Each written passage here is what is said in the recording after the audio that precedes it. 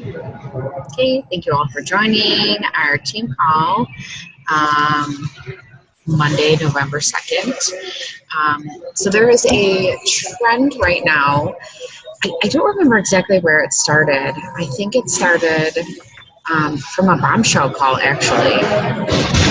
And it was called, it was based off of, I don't even know how, we had guest speakers on the bombshell call. And the guest speakers were actually the authors of this book, Go for No. Richard Fenton and Andrea Waltz. And since then, it's kind of been this trend within Team Never Surrender, which is like our grandmother right now, we'll say, to Team Fierce Ambition, which is like our mother team. And basically what it is you are purposefully trying to fail. And you are going for no, meaning you are not going to be afraid to hear the words no. So the quote that's on the front of the book, which I'm going to read to you, is by Darren Hardy, who he does that as a publisher of in the Success magazine, and he does those Darren dailies that I posted a few times. I think Melissa might have it on her phone. Jennifer, yep, you do too? Yeah, I do also. I love getting them. So it says, do you want to achieve success? If your answer is yes, then you need to get more no's. This book will show you why and how. So the why is really simple. You're just going to keep inviting. You're going to invite. And you're not going to be afraid of no. You're not going to take no as a personal attack. You're not going to take no as a knock against you as a human being, a knock on your character. You're going to take no as just that, no. So a couple of things from the book is that we are not in the middle of success and failure, so that one side of the spectrum is success and one side is failure. In fact, we are like the starting block, and we go to failure first and then on to success. So in order to succeed, you have to fail. Why? Because you need to understand what it feels like to fail, because that helps you to keep pushing forward. If everything always came to you easily, how hard would you end up working? Eventually you would stop working and you would stop doing that sort of basic things that you were doing initially to succeed. You would stop to do. Slowly but surely, you would not be as consistent as you were, because you would have this kind of confidence and maybe even arrogance about yourself that you can't fail. A lot of times we're even afraid to say the word. Sometimes we call it a setback or a glitch or a bump in the road. And so instead of being afraid of fail as if it's this nasty four-letter word, we really need to start embracing it. And something that I thought was really interesting in the book is, that I'm going to say,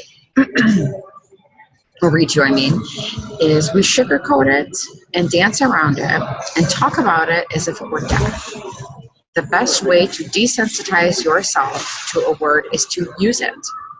And the best way to desensitize yourself to an action is to do it. So let's not be afraid of failing. Let's embrace failing and take that as our stepping stone to succeeding. So it kind of goes along the lines of how when we were younger, we really didn't care about hearing no. Now, maybe some of us don't remember this, but you have children, so I'm sure you can relate to it in that sense. How many times do you think you say to one of your kids, no, you're not having another cookie?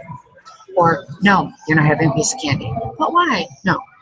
Can I have another cookie? No. But why, Mommy? Because I said no. Well, why did you say no? Because no. So how many times do you think you probably say it in a day? 1,000,000. Do they ever stop? No. Sometimes eventually they do, right? Once you get to your breaking point and, I don't know, we're done. But as kids, we're just like, And a lot of times, what happens? The parental figure ends up just giving in because they're so over it, right? Like, I'm so over it with the asking, like, take it, whatever it is that you want, have it.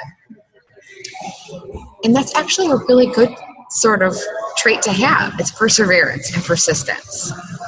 So I want you to embrace that childlike, reckless abandon that we had that sort of gets wrecked along the lifespan that we have because of society, because of adults, because of people we come into contact with. And I want you to embrace the word no and embrace the word failure and fail. So last month I failed at Success Club. And there was a time when I would be really ashamed to say that. But I'm not anymore. I think it took me failing and losing my Success Club All-Star status to really realize that it's okay. And why is it okay? Because that's going to be my stepping stone to success. After a while, it got to the point where I don't even know if I was working so hard or if I was working hard enough for it. I feel like there was a piece of me that was probably skating by.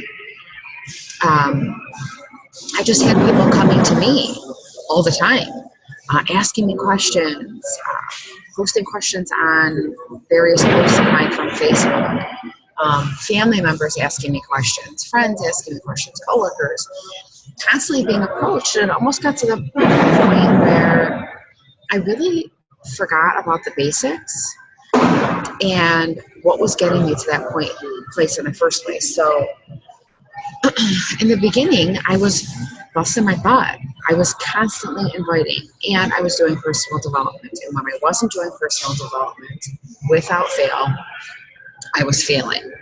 But I always call it like a setback, or maybe I just wasn't working hard enough. No, it's failing. I failed. And it's okay to say that, because that's how we learn, and that is how we grow. And that's how we're going to build our businesses. So I want you to, there's a graphic that Dana posted in Team Fierce Ambition. It's a calendar. It's a go for no calendar for November. No for November. You can feel free to use that. I would like us to use that and challenge ourselves. I want us to work towards getting as many no's as we possibly can in the month of November. So that is your challenge for this month. And that's your call to action. You can print it out and handwrite it, or if you're super savvy and you want to put it in the computer in some sort of a computer system, feel free to do that also. But what I would like you to do is go for no and see if in the month of November you can fill that square. I think it's 100. There might be 100 boxes, to see if you can fill it up. And these could be no's that you've invited to a challenge group. These could be no's that you invite to the coaching opportunity. These could be no's that you have invited them maybe just to a coaching sneak peek. I will count all of that as a no. But I want to see, and I want to check in also. I want to do some check-ins about this. But I want to see how successful we can be from getting no's. So my question to both of you is, how do you feel when you're told no from a potential customer? You have to unmute yourselves to talk. I think it depends on who it is. If it's somebody that I personally know and that I'm friends with, that I have normal conversations with on a daily basis, I'm like, okay, not, whatever, because I know I'm going to, eventually they'll come back at some point, because that's pretty much happened to a lot of my friends. If it's somebody who has come to me and asked me questions, I almost feel like I don't know where I went wrong. I wouldn't say embarrassed, but like I said something wrong to them that made them not want to commit. Okay. So maybe embarrassed is the right word, that I screwed up somehow. You somehow feel like it's your fault Yeah. that they're telling you no. You're shaking your head. Right. Like I either gave them too much information right off the bat, or something I said was like the wrong thing. You feel the same way, Jennifer? Yeah. Yeah. Really hard. So I can relate, because in the beginning I struggled with people saying no. Same thing.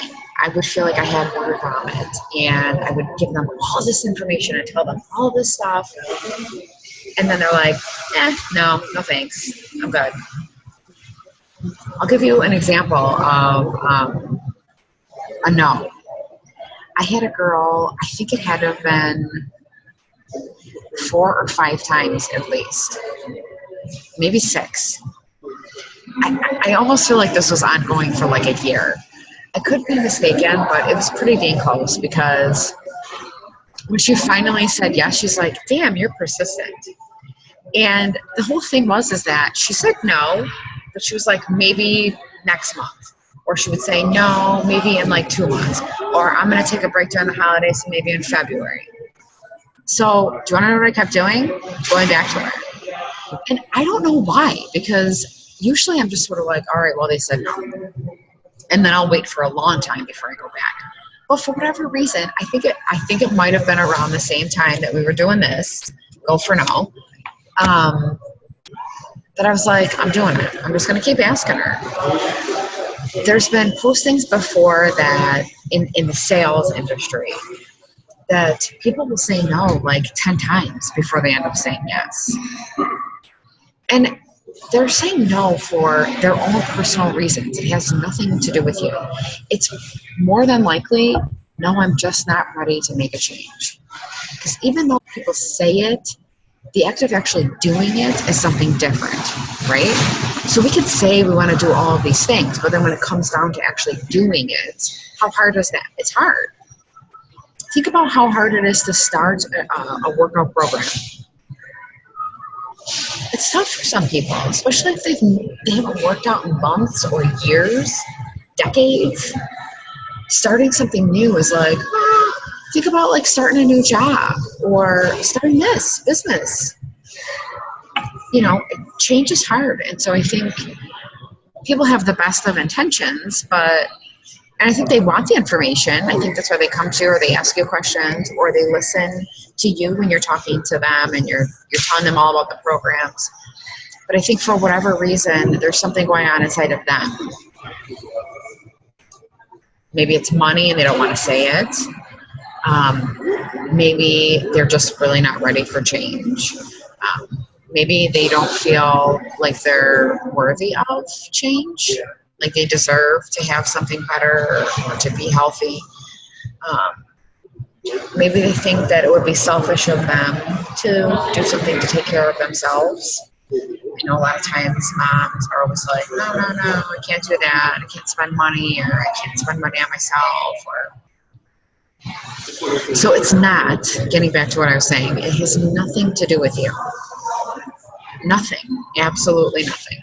And it has everything to do with them. I repeat myself, it has nothing to do with you and everything to do with them. For sure. How many no's did you give Leah? I can't even count. Right? And what happened? Then you finally said yes, and then you're blowing it up. So, do you think Leah, I wish she was on the call, damn it. Do you think that she felt bad about it? Probably not, because she kept coming back. Right. You know? You're just a perfect example of how no could really go right instead of going wrong. My example was the girl,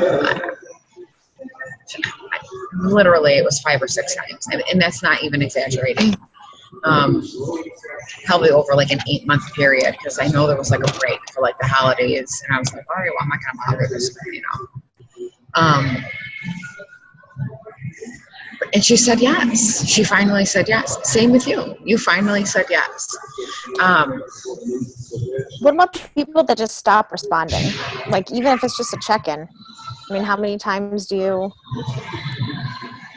I think it depends. It really is dependent. So that's an excellent question. I think it goes back to what were you guys talking about in the first place? Was it just the check-in, like they've already started, they're working the program? Potential people who haven't bought anything yet. Okay. So think about when you check Facebook and when you're checking your messages.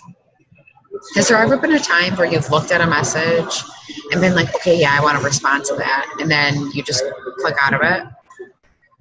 So you've seen it. We all know that people see it. And then you click out of it. And then for us, we get messages. And a lot of times we're in group messages and we're messaging one another. And so messages end up on Facebook Messenger on your phone. Go it out so you have to reload to get to it. How do you know that's not going on? How do you know there's not something personal going on in their life? Maybe they're potty training their 2-year-old and then he gets strep throat, and then your husband gets a man cold, right? I mean, so there's messages that people have sent me or that I've sent and I have not like checked back because there's just so much junk going on. And so I don't think it has anything to do with you. I think it just has everything to do with them. Something's happening in their life. And change is a big deal. Spending money is a big deal. I had somebody, she actually referred other people to me, okay? So it's a woman who referred other people to me to buy a program, but she hasn't yet. And what she said to me was this: my husband is not going to let me spend the money right now because, 1, I'm not working, and 2, he has seen me purchase things and then never use them, or purchase them, use them for like a week, and then never use them again. So I have to show him that I'm serious. And so I think she felt open enough to tell me that because we had been talking and talking and talking. But some people aren't open enough to say that, like, my husband doesn't want to let me spend money, or my boyfriend. Some people will say it, right? But some people don't want to say, my husband does most of the budgeting and he doesn't want me to spend extra money on myself right now. We're trying to save up for blah, blah, blah.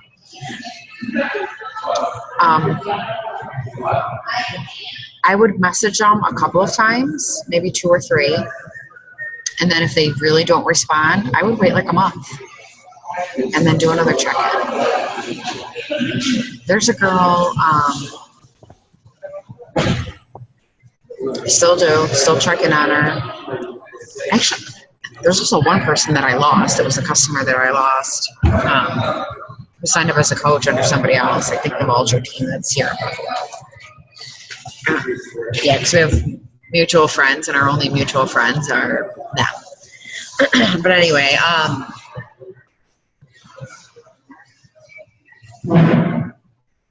go for it. What do you think holds you back? Me. Jennifer, what holds you back? I get in my own way. Like, sometimes I don't know enough, and I'm afraid to even share. That you don't know enough? Is that what you said? Mm-hmm. Know enough about the programs? Know enough about Yeah, about the programs and the business. Honestly, when I first started, I knew absolutely nothing because I started 2 weeks after I started my first program. And every time I would talk to somebody, I would download whatever talking points they had off of the business tools. And I had that right next to me as I was messaging people, and I was searching for answers as I was talking to them. Here's another thing that I want to tell you, Jennifer. When I first started, I never went into the back office. I never had no Coach Basics training, blah, blah, blah. I never had any of that.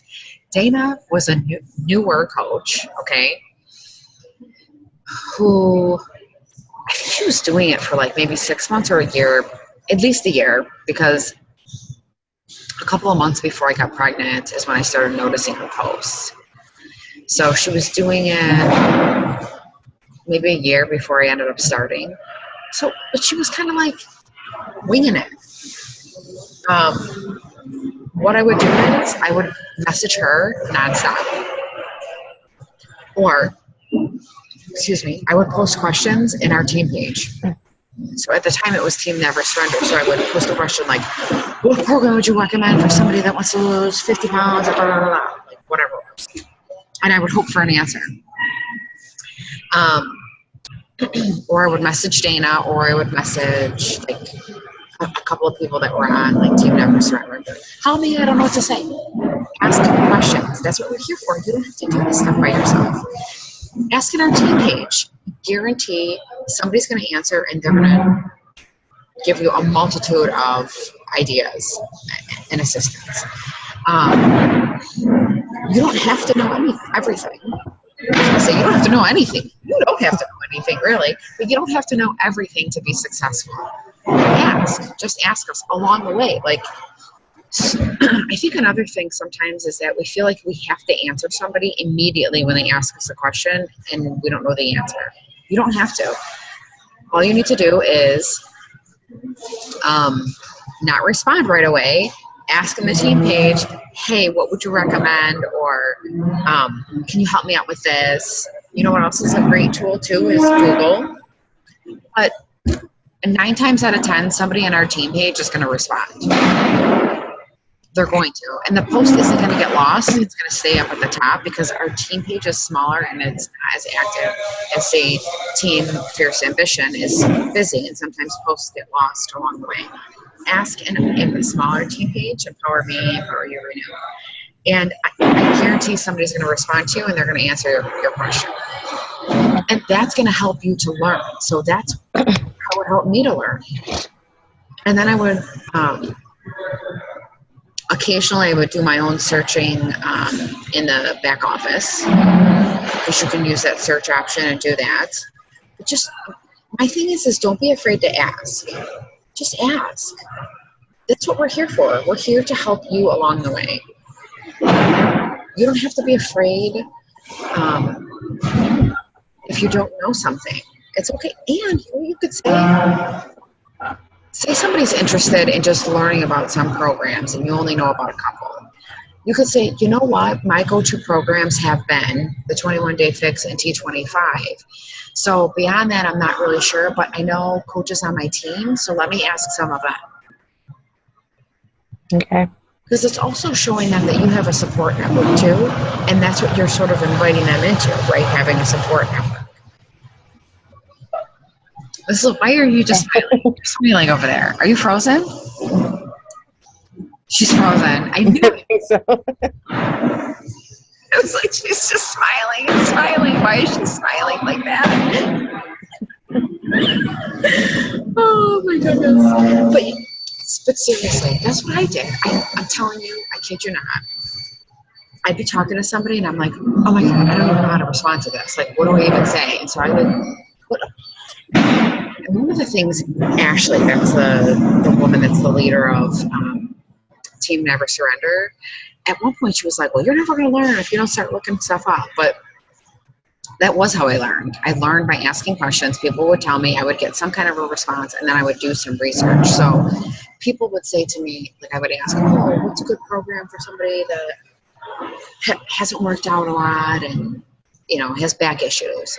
And so they would say, like, let's say they said Slim and Six and Turbo Jam. Okay, well, even still, that stuff didn't mean a lot to me. So then I would go into, I would go to YouTube. So they would give me this answer, right? I would go to YouTube and see if I could find the infomercial. Then I would go into the store. So not like in the office, but in the store part of Team Beachbody. And I would look at what comes with that program. So with Turbo Jam, whatever, it comes with this stuff. Just so that I would have an idea of what came with the program. But I mean, that's what I did. There's some programs that I don't really know that much about, like Brazilian butt lift. I don't know that much about it. I haven't even tried it. I'm not supposed to give you a good bump. That's it. That's all I got.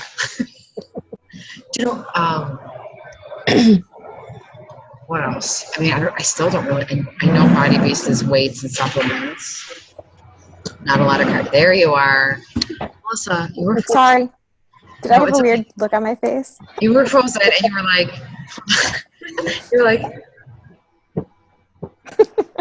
Sorry. So you had this smile, and I'm like, why is she smiling at me? Like, I thought you were talking to Jennifer. I was like, Yes, but then you froze, and I'm like, why is she looking at me like that? Sorry. You're good. But anyway, so don't be afraid to ask. I guess really is the thing. I mean, have the guide next to her. I think that's awesome. Ask in the team page, because really when it boils down to it, I feel like that's a good way of learning also. And when you need a quick response and you really don't know, ask. That's what we're there for. There's a lot of people, Jennifer, on our team that do things just for themselves. And that's great, and that works for them. That's never really been something that worked for me. Like, I like group stuff. I like a group sort of effort. I like learning from other people too. It doesn't mean that I can't do my own research, because sure, I can. And it's not about being lazy. It's like, I like that group and being able to banter. Like, hey, what do you think about this? And then, have people respond. Yeah, share ideas. Yes. I've learned more from people posting about stuff that I would have never asked.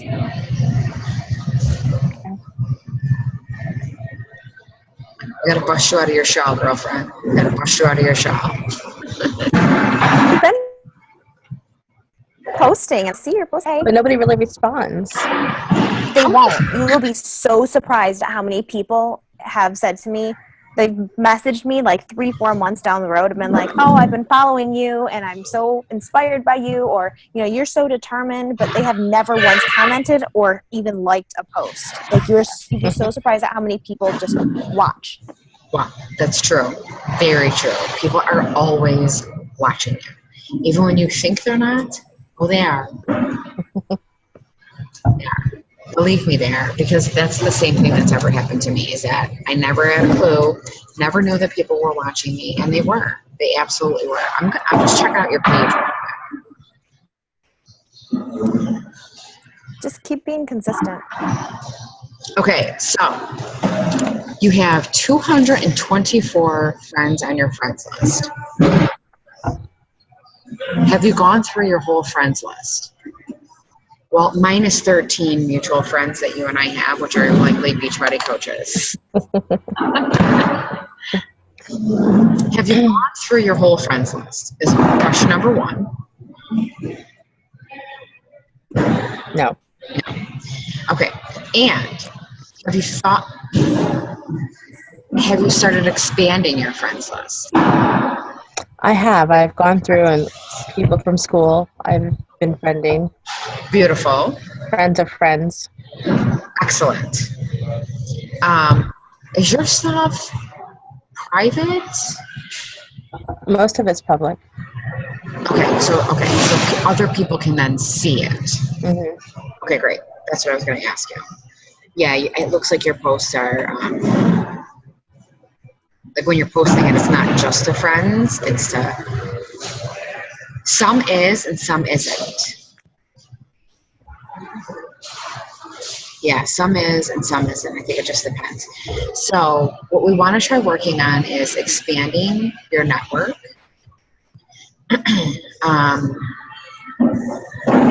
just from friend requests. Start friend requesting people, friends of friends, and is your husband on Facebook? Is what? Is your husband on Facebook? No. I was gonna say, start tagging him in all of the posts, and then start friending those people. Just start reaching out. So, like the people on my friends list, when you start contacting them, what are you saying to them? Are you talking to them about programs or? No. What do you do? I initially just talked to them to talk to them.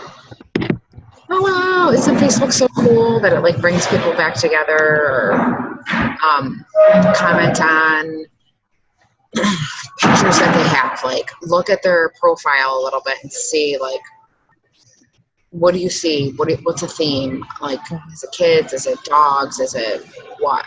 And like comment on some of that stuff, and then get into it. So try to have like a couple of messages that you're just sort of like talking to them, almost as if like you were having a conversation, and then bringing it up. Okay. I mean, I did a lot of cold invites, which I don't know. Sometimes I feel like they're good, and sometimes I feel like they're horrible because there's not a ton of for me. So I don't know if I've posted it or not. I'll have to look. If I didn't, I'll get it for the group. But what I did was I took a cold invite and kind of made it my own and posted it to everyone. Like, I went down the line of my friends list. I haven't gotten through every single person, but I got through a lot. Let me see if I'm just looking on the file section into what else is it? Is this the cold?